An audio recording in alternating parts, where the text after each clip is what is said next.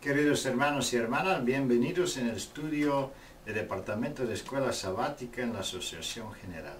Con ayuda de Dios queremos presentarles nuestra nueva lección para esta semana y es la última lección para este año y también en esta línea de lecciones relacionadas con héroes de la fe. Vamos a estudiar esta lección juntos con nuestra querida hermana Raquel. Y también me gustaría empezar nuestro estudio con una oración en silencio.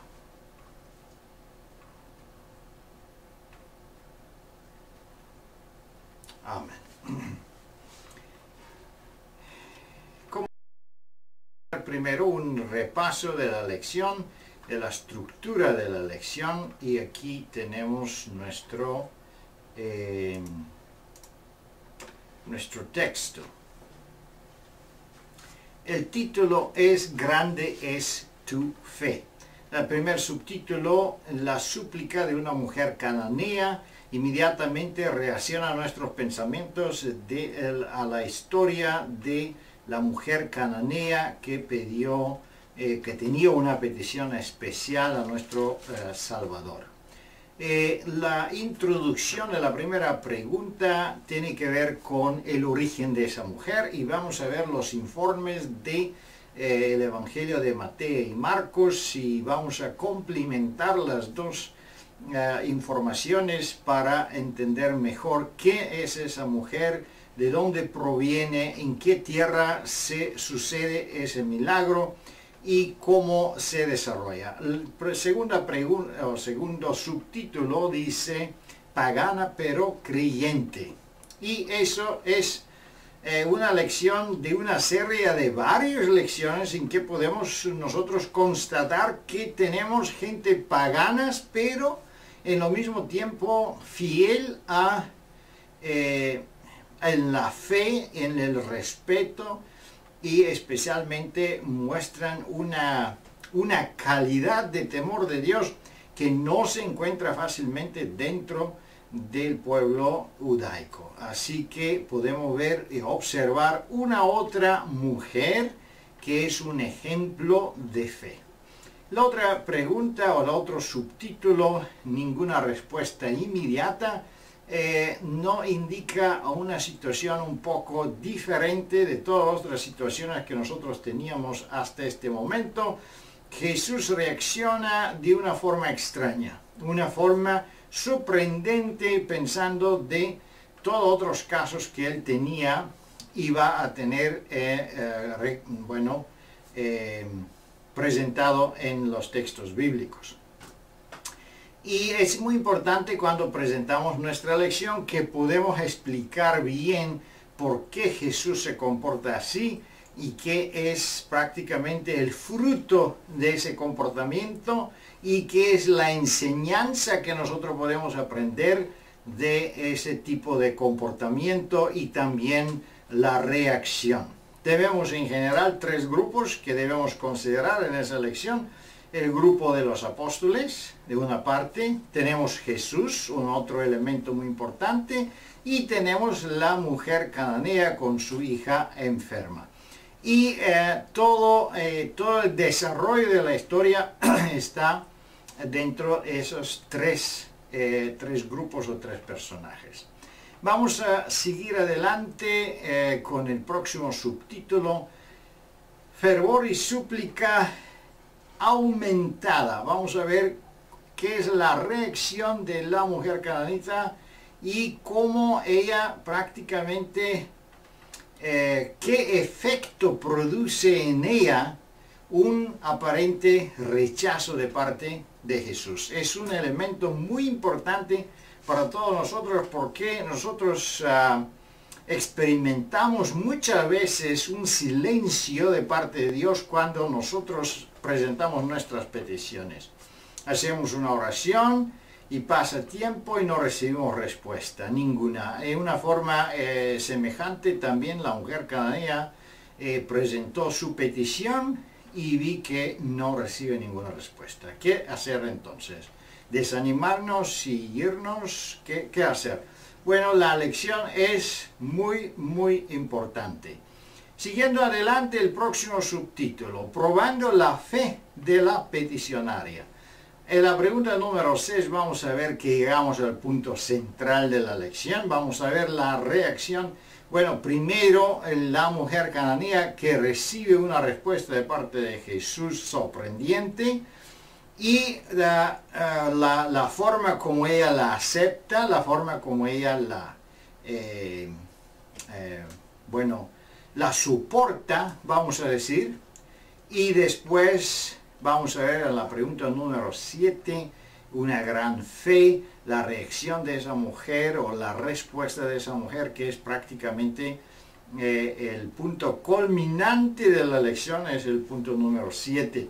Es muy importante que dedicamos suficiente tiempo ahí para que podamos de verdad disfrutar de la enseñanza de esa lección. El punto número 8 es prácticamente el cierre y no es mal también, si hay tiempo, hacer un repaso pequeño de otros casos que también fueron estudiados dentro de esos pocos meses, los héroes de fe, porque podemos ver un paralelo semejante de todos esos héroes de fe, cómo ellos creen, cómo ellos confrontan los obstáculos y convierten los obstáculos o las desventajas, la convierten en ventajas en su favor, ayudándose con fe, esperanza y apoyándose de la confianza a Jesús. Hay algunos puntos muy importantes en esa lección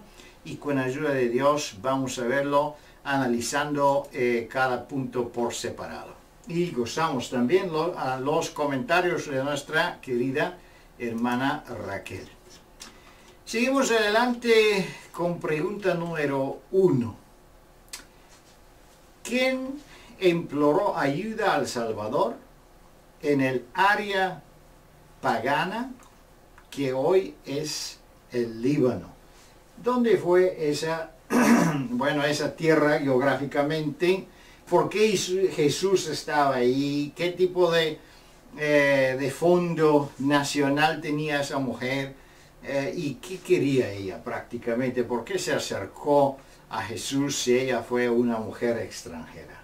Bien, Jesús se aproximó a la frontera norte de la provincia, de lo que era en ese tiempo toda la provincia de Judá. Estaba Galilea, lo habíamos visto en Capernaum, ahora está justo en la frontera norte con lo que en ese tiempo era Sidón y Tiro. Y actualmente es el territorio del Líbano, la frontera norte del Estado de Israel actualmente. Bien, ese no era un territorio de población judía, así que eran cananeos, y ahora entrando Jesús en esa área, una mujer se acerca a ellos. Jesús estaba con sus discípulos y clama de una manera muy interesante y apelativa, le declara: Hijo de David, ten misericordia de mí, mi hija es gravemente atormentada por un demonio. El hecho de que ella use esta específica mención, Hijo de David, implica que ella tenía un conocimiento bastante profundo de la historia de Jesús. Sabía que era de Judá, que era del linaje de David, y que además de eso, los del linaje de David eran reyes. Y de forma indirecta también lo está llamando Mesías, porque así estaba profetizado. Así que aunque era una pagana, aunque no pertenecía al pueblo de Dios, sí tenía conocimiento de Jesús, conocía su origen, sabía que él podía ayudarla. Ella tenía referencias ya de las predicaciones y de los milagros que Jesús ya había hecho, no solamente de recuperación de salud física, sino también mental, el cual era el tema específico que a ella le traía Jesús, porque su hija estaba endemoniada. Ya había Jesús realizado milagros al respecto. Sabemos por el espíritu de profecía que Jesús se dirigió hacia esa área, favoreciéndole el encuentro a ella. El Señor fue en su búsqueda y ahora ella usa esta ocasión, y para ella es una cuestión de vida o muerte. Y precisamente en este contexto ella solicita muy concretamente cuál es su necesidad y la manera en que Dios le puede ayudar, y además de eso clama por su autoridad, la autoridad que él tiene y que ella necesita, porque mientras que a él lo llama Señor, Hijo de David, ella se considera como necesitada de misericordia y de ayuda. Así que ella establece un elemento de conexión entre el poder de Dios y su impotencia, entre el linaje real y divino de Jesús y su linaje humano y desechable para los judíos. En este momento ella acude al único que ella sabe que puede ayudarle, y está cierta que también lo hará. Muchas gracias, es interesante este encuentro.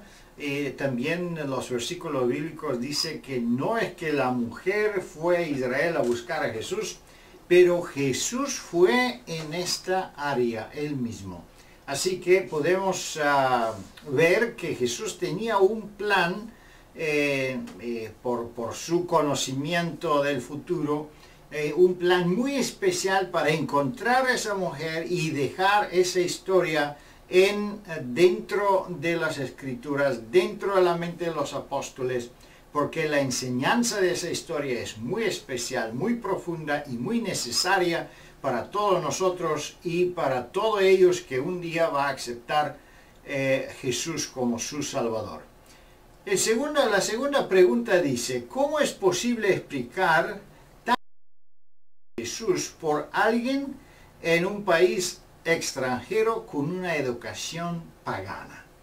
Bien, la cita de Mateo 4 es explícita, comunicándonos que los mensajes, la predicación y también el ministerio que Jesús desarrollaba ayudando a las personas había sobrepasado las fronteras de la provincia romana de Judea. Aquí se nos habla de Siria. Ya habíamos mencionado también el Líbano, de aquel entonces Tiro y Sidón. ¿Qué quiere decir esto? Que las noticias relacionadas con la predicación del Evangelio del Reino, las buenas noticias, las buenas nuevas de salvación, de ese reino de paz, de amor que el Señor venía a instaurar, habían sido dadas a conocer. Pero además también se hablaba acerca del ministerio que Jesús desenvolvía en cuanto a la curación de toda dolencia.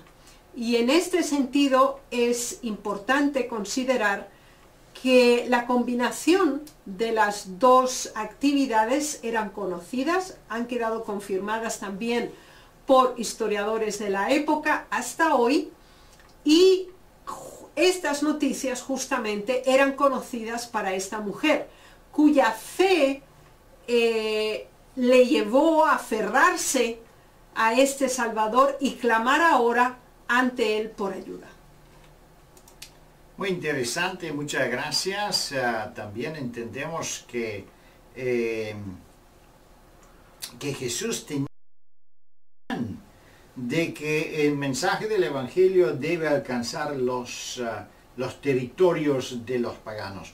Pero sabemos también que en acuerdo de las profecías no fue todavía el tiempo de llegar activamente en esa misión. Y vamos a ver un poco más adelante este asunto en detalles. Pero ahora vamos a pararnos en pregunta número 3. Inmediatamente la petición de esa madre por su hija. La respuesta es no inmediatamente. Es interesante ver que esta mujer, sin previo aviso, sin solicitud especial, ella se presenta delante de Dios, se inclina ante Él y le suplica que le ayude para que su hija se libere del demonio que la poseía. Ante esta situación no hay ninguna respuesta por parte de Jesús. Él simplemente sigue su camino, los discípulos lo acompañan, pero ahora esta mujer no cesa en su petición, así que ella lo sigue.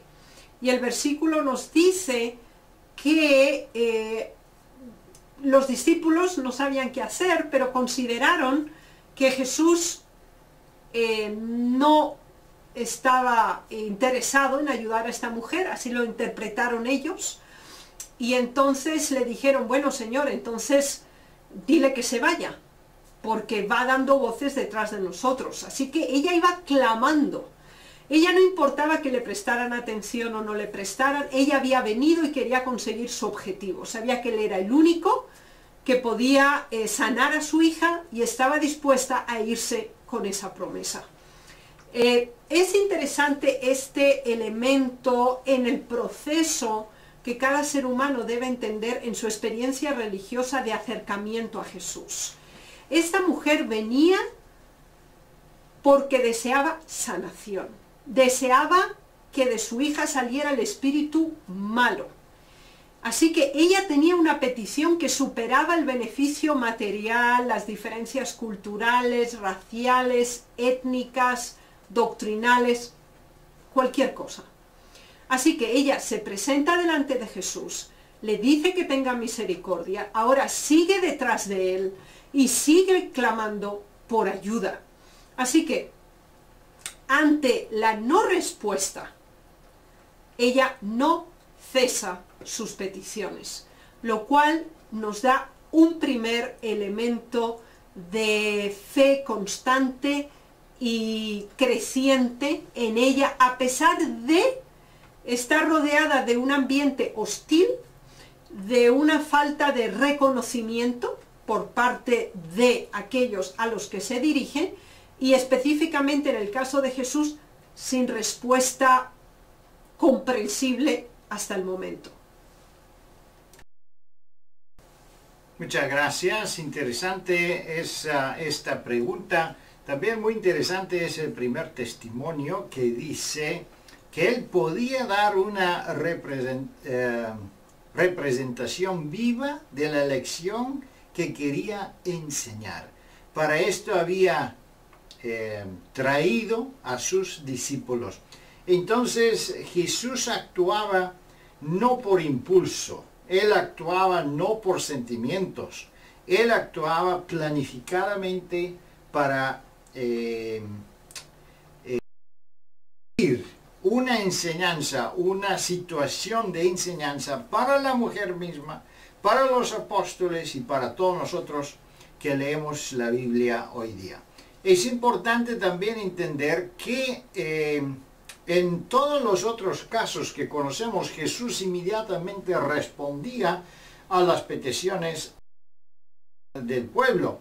En ese caso, no. Y tenemos, por eso es un caso muy importante, porque hoy día nosotros tenemos una experiencia semejante. Muchas veces pedimos, pero no recibimos inmediatamente. Entonces Jesús quiere darnos un otro punto de vista de las situaciones espirituales, especialmente la relación oración y respuesta. Vamos a ver ahora la pregunta número 4. ¿Qué le dijo primero a la mujer? ¿En qué ocasión dijo algo similar? Bien, ahora se establece una conversación. Hasta ahora solo la mujer era la que había pedido, la que había suplicado. Ahora haciendo de nuevo un alto en el camino, Jesús se dirige a ella y le responde: no soy enviado sino a las ovejas perdidas de la casa de Israel. Bien, con esta respuesta se podría entender que nada tengo que ver contigo. Es decir, tú no eres directamente alguien que debo ayudar o cuya responsabilidad me incumbe. Y de hecho, el Señor, cuando envió en la primera gira misionera a sus discípulos, de acuerdo a Mateo 5, versículos 5, 6 y 4, 5 y 6, se nos confirma que Él también les dijo que solamente fueran a las ovejas perdidas de la casa de Israel, que no entraran en ciudad samaritana, ni tampoco fueran por caminos de gentiles. Así que vemos que en una primera gira misionera Jesús mismo indicó a sus discípulos el hecho de que se enfocaran estrictamente en la predicación al pueblo de Israel, al pueblo de Dios de aquel tiempo. Así que ahora le da esa respuesta a la mujer, que ella podía interpretar como un rechazo. No era un rechazo explícito, pero así podía considerarlo. Aquí tenemos otro segundo nivel de prueba de su fe, que vemos que también superará satisfactoriamente por el hecho de que a pesar de los límites, a pesar de encontrarse en una posición desventajosa, pensemos que era una mujer, segunda categoría en la sociedad, era una extranjera, y tercero, era una mujer desvalida, con necesidad de ayuda. Estos tres criterios la descualificaban en todo momento. Sin embargo, ella no se sentía descualificada, consideraba que el amor que Jesús había demostrado, la ternura y la misericordia que aún su ser irradiaba, le daba esperanza, razón y seguridad para perseverar. Muy interesante. Prácticamente aquí podemos dialogar de la razón o de la forma por qué Jesús actuaba de esa manera. Es un poco Jesús reacciona de esa manera. Entendemos que Jesús seguía muy precisamente un plan de desarrollo del Evangelio. Un plan que representaba no solo un plan, pero representaba el cumplimiento de las profecías. Tenemos las profecías que dedica el comportamiento la distribución del Evangelio dentro del pueblo de Dios. Y después tenemos, el fin del tiempo de gracia para los judíos, en tiempo para los gentiles. Y todavía estamos en acuerdo de las profecías en el tiempo de cuando el Evangelio debe ser dirigido al pueblo judío. Entonces Jesús, una referencia al cumplimiento de las profecías, el tiempo profético en que se encuentra. También Jesús quiere dar las indicaciones que una mujer pagana, una mujer cananita, no puede recibir las bendiciones por su creencia pagana. Ella necesita tener una fe correcta, una fe en acuerdo del Evangelio para que puede recibir y gozar las bendiciones del Evangelio. Entonces, esas son lecciones que Jesús comparta con la mujer y también con sus discípulos. Pero sabemos que la misericordia no tiene fin y no tiene fronteras. Así que veremos qué sucede en la próxima pregunta y qué es la reacción de esa mujer cananea, esa mujer pagana. Se dio por vencida la mujer cuando escuchó esto. ¿Qué dijo ella? Bueno, ya la profecía, eso yo entiendo, yo soy cananea, no soy del miembro del pueblo judaico, entonces no puedo recibir esa bendición. ¿Es eso que ella dice? Ella se postró por segunda vez ante Jesús. Es la segunda vez que ella se inclina ante Cristo y le dice, Señor, socórreme. Le había dicho, Señor, ayúdame, ten misericordia de mí y ahora socórreme. Su único argumento era su gran necesidad. Ella sabía que estaba apelando a alguien que iba a ayudarle. Estaba absolutamente cierta que el único que podía ayudarle estaba ante su presencia. Y ella estaba dispuesta a hacer todo lo que fuera posible en su capacidad para que la salvación, la sanación de su hija fuera una realidad. Así que con esta declaración, Señor, ayúdame, socórreme, aumenta su insistencia, aumenta su fe y también se afirma su perseverancia.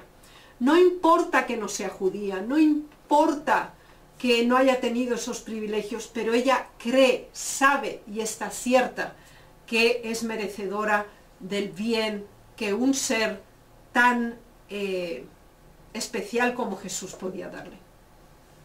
Muchas gracias, muy interesante. Veremos que la mujer no se desanima. Y esa es prácticamente la lección que Jesús nos quiere dar y quiere dar a los discípulos. Que no importa si recibimos una respuesta o no recibimos. No importa si somos dignos de recibir o no somos dignos. Obviamente no hay nadie que es digno. Imagínense que nosotros todos somos no solo paganos, somos podridos por la influencia del pecado, miles de años de existencia. Entonces nosotros somos menos que dignos. Como dice la palabra, somos gusanos, somos trapo de inmundicia. Gracias. Entonces, de ese punto de vista, la posición de esa mujer cananea es exactamente prácticamente la posición de la raza humana en su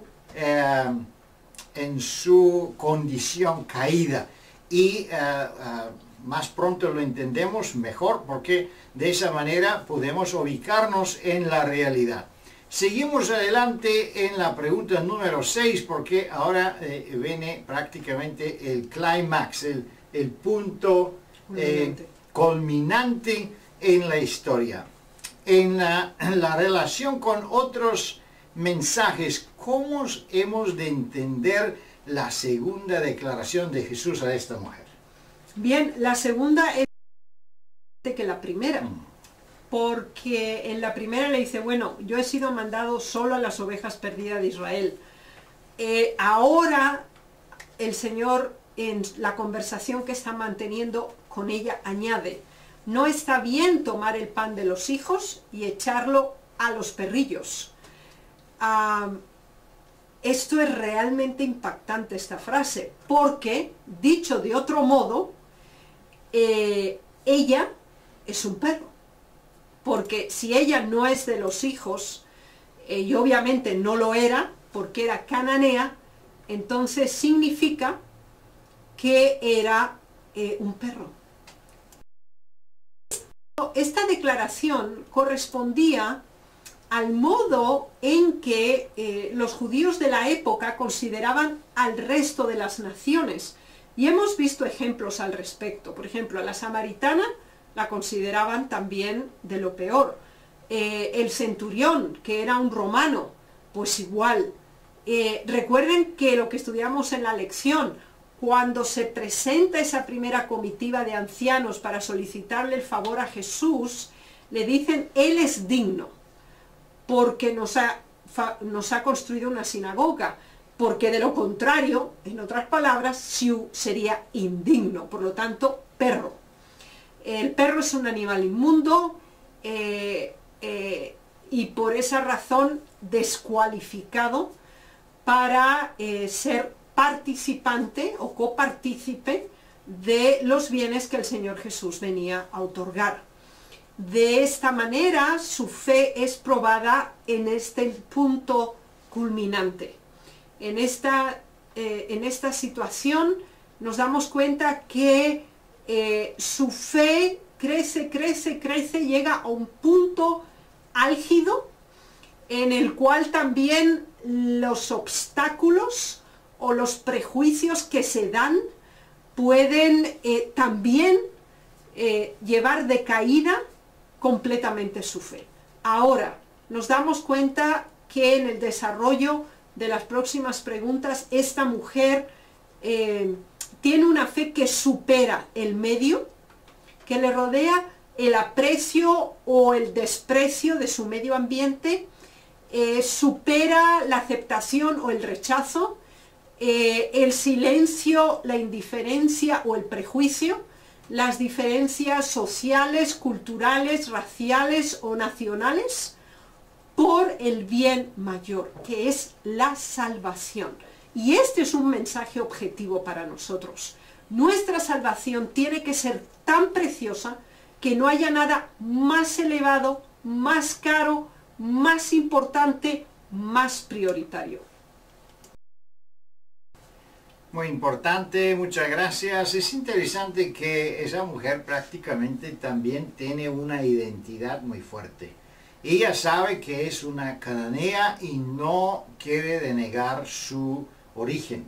En lo mismo tiempo debemos entender que los cananeos históricamente fueron cargados con muchas equivocaciones y errores, fueron enemigos del pueblo de Dios y en algún punto de la historia de exterminación todos los pueblos de Canaán, porque fue la tierra prometida donde debían los hijos de Dios poseer esa tierra. En lo mismo tiempo entendemos que los pueblos de Canaán no debían mezclarse con los israelitas, y si se mezclaban siempre fue un desastre, una apostasía absoluta del pueblo de Dios. Así que los pueblos cananeos fueron cargados con muchos prejuicios y muchas amenazas históricas contra el pueblo de Dios. Así que esa mujer cananea sabía muy bien que ella, relacionada con el pueblo de Dios, de verdad tenía un origen que no fue favorable. Y de ese punto de vista entendemos que ella, recibiendo ese mensaje tan negativo, de ninguna manera no se sorprendió. ¿Por qué? Porque ella entendía, ella tenía una identidad clara, no intentaba a mejorar su propio origen, no intentaba darse una luz mejor que es en realidad. Y eso es sumamente importante para todos nosotros cuando nosotros vamos a enfrentarnos con Dios. No vale la pena intentar mejorar nuestro origen. Somos pecadores, venimos o provenimos por la tierra, por una nación humana caída, y por lo tanto no tenemos ningunos derechos. La única manera de obtención o una respuesta de Dios no es porque tenemos cualquier tipo de derecho, es por la misericordia de Dios. Y vamos a ver que eso es que esa mujer entendió. Ella entendió prácticamente el fondo del Evangelio. El fondo del Evangelio y de la salvación que se recibe por gracia y no por méritos. Algo que apóstol Pablo intentó a predicar toda su vida a los judíos y a los paganos, y tenía tanta dificultad porque todos los israelitas pensaban que ellos tenían méritos especiales y que casi Dios ha darle una victoria sobre los romanos. Pero seguimos adelante en la pregunta número 7. ¿Qué había detrás de su argumento respetuoso y perseverancia cortés? Bien, aquí nos damos cuenta que ella afirma, o sea, ella está de acuerdo con lo que le ha dicho Jesús le dice, sí Señor, eso es cierto, es exactamente así. Yo entiendo que yo no soy hija, pero ella estaba dispuesta a ser perro si de esa manera obtenía la salvación. No le importaba si no era hijo, pero si siendo perro podía tener la salvación, estaba dispuesta. Y entonces ella argumenta y presenta ahora una extensión del pensamiento y dice, pero aún los perrillos comen de las migajas que caen de la mesa de sus amos. Entonces dice, bueno, yo estoy de acuerdo que el pan, que Cristo es el pan, primero le pertenezca al pueblo, pero también que hay algo siempre para nosotros, que no somos hijos legítimos, que no somos de la familia, que para nosotros no sea lo principal, pero por lo menos las migajas, los restos, lo que sobra, que nos quede a nosotros. Hermanos, es espectacularmente impactante esta declaración de la mujer y demuestra lo importante que tiene que ser la salvación para nosotros. La de los demás y la propia. Porque pensemos que aquí estaba en juego la salud de su hija y la de ella también, por extensión. Y entonces ahora ella está dispuesta a todo, con el fin de que la salvación, la salud de cuerpo y de alma, se dé en ambas. Y en este caso es importante considerar que esta debe ser también nuestra máxima prioridad. No importa quiénes seamos, no importa qué papel juguemos, pero si la salvación está asegurada, si podemos ser participantes de la carne y la sangre de Cristo, si podemos ser colocados en forma activa, membrada con el plan de salvación, no importa qué papel juguemos, pero que la salvación sea nuestro máximo objetivo. Esto es lo que la mujer pudo llegar a superar por una fe creciente, permanente, constante y sin cuestionamiento ni duda. Muy interesante esta pregunta. Y aquí el segundo comparte una información muy importante para nosotros. En ese caso, Cristo se encuentra con un miembro de una raza infortunada y despreciada, que no había sido favorecida por la luz de la palabra de Dios. Y sin embargo, esa persona se entrega enseguida a la divina influencia de Cristo. Y eso es el fenómeno que el apóstol Pablo también va a constatar más tarde cuando él comparte el evangelio a los gentiles. Que los gentiles aceptan el evangelio con más fervor y con más alegría que los judíos mismos. Y que el Espíritu Santo, de una forma igual y más fuerte todavía con los gentiles, que en la forma como actúa dentro del pueblo de Dios en Israel. Y eso es un elemento, un punto iluminante que debía dar un fondo de pensar para los discípulos. ¿Por qué? En ese momento todavía proféticamente no es el tiempo de los gentiles, no es el tiempo de distribución del evangelio en los pueblos, pero Dios podía demostrar que ese tiempo sí va a venir, porque esa gente tiene fe. Y si tienen fe, el evangelio no puede ser limitado. La obra del Espíritu Santo no conoce fronteras, no puede ser limitado por nacionalidades, por otros, cualquier tipo de obstáculos. Y eso es una lección muy importante que a sus discípulos y también a nosotros, a todos ellos que van a estudiar y vamos estudiando la palabra de Dios en nuestros días. Veremos la última pregunta. ¿Qué vio Jesús en la petición de esta mujer? Vio una fe que superaba cualquier dificultad. Por eso le dijo, oh mujer, grande es tu fe. Realmente el Señor Jesús alabó la fe que superaba barreras nacionales, ideológicas, doctrinales, raciales, orgullo personal, prejuicios reconocidos, etc. Y de esa manera se le dice, hágase contigo como quieres. Y era clara su petición. Por eso la Biblia declara, y su hija fue sanada desde aquella hora. Y se comprobó que cuando ella llegó a su casa, halló que el demonio había salido de su hija y su hija estaba apaciblemente acostada en la cama. Aquí tenemos otro elemento de fe, porque ella aceptó que su hija estaba curada sin verlo. Eso es interesante.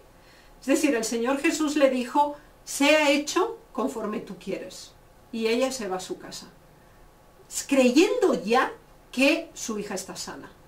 Nos damos cuenta de que la fe de ella no dependía de las evidencias, no dependía del medio, no dependía de las circunstancias, no dependía de la aceptación o el reconocimiento de otros. Dependía de la absoluta certeza y confianza en Jesús como su Salvador. Y por esa razón dijo, conforme tú quieras, sea hecho. ¿Y qué es lo que ella quería? Ella quería la liberación del mal. Ella quería que el demonio abandonara a su hija, que solamente Dios reinara en su hogar y que el mal saliera de debajo de su techo. Hermanos, esto es un mensaje para todos nosotros como padres, como familia, en nuestro hogar, en la iglesia. Cuando hay mal en nuestro medio, cuando vemos que hay un espíritu extraño que rodea a nuestros hijos, a cualquier miembro de nuestra familia, o está en nuestra casa o en la iglesia, ¿qué hay que hacer? Hay que pedirle a Dios, solicitar su asistencia, rogar por nuestra necesidad hasta las últimas consecuencias. Y cuando el fin es la salvación, el Señor nos dirá garantizadamente, sea conforme tú quieres. La salvación está garantizada. Muy interesante. Interesante es esa lección, queridos hermanos y hermanas. Podemos ver que la misericordia de Dios no conoce fronteras, no conoce límites. Así que no podemos o no tenemos ninguna razón de ser desanimados.